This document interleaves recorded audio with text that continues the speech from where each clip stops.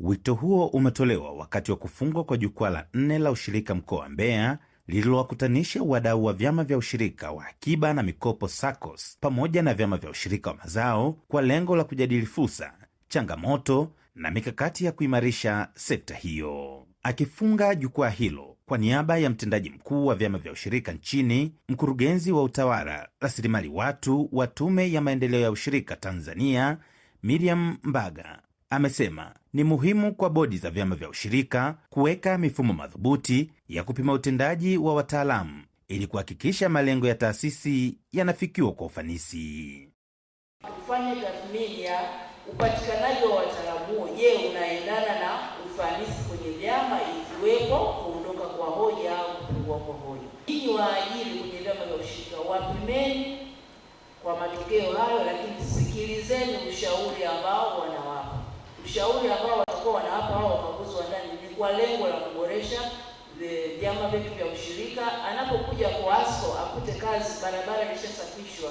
Katika jukwaa hilo, washiriki pia wamejadili na kuazimia masuala mbalimbali yenye lengo la kuimarisha maendeleo ya ushirika, ambapo baadhi ya maelekezo yanahitaji utekelezaji na ushirikiano wa serikali ili kuongeza tija kwa wanachama na taasisi za ushirika. Shirika la ASCO wahakikishe kuwa wanasoma taarifa zao zote za ukaguzi kwa kila chama kilichokaguliwa.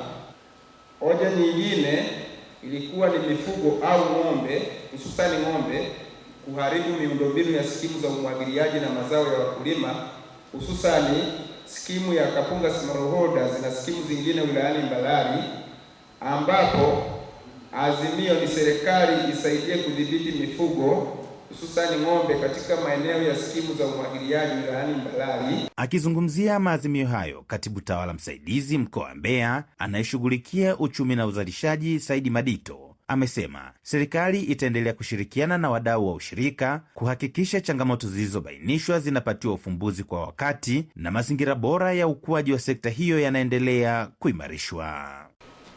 Sisi kama serikali tutayachukua yote yale ambayo umetuelekeza kwa ajili ya utekelezaji, ili kusudi jukwaa la mwakani basi lije na majawabu yaliyo sahihi kwa yale ambayo jukwaa hili limeelekeza. Jukwaa la 4 la ushirika mkoa wa Mbeya limeelekezwa kuwa sehemu muhimu la kubadilishana uzoefu, kujenga uwezo wa viongozi na wataalamu wa ushirika, pamoja na kuweka mikakati itakayochochea maendeleo ya vyama vya ushirika na ustawi wa wanachama wake.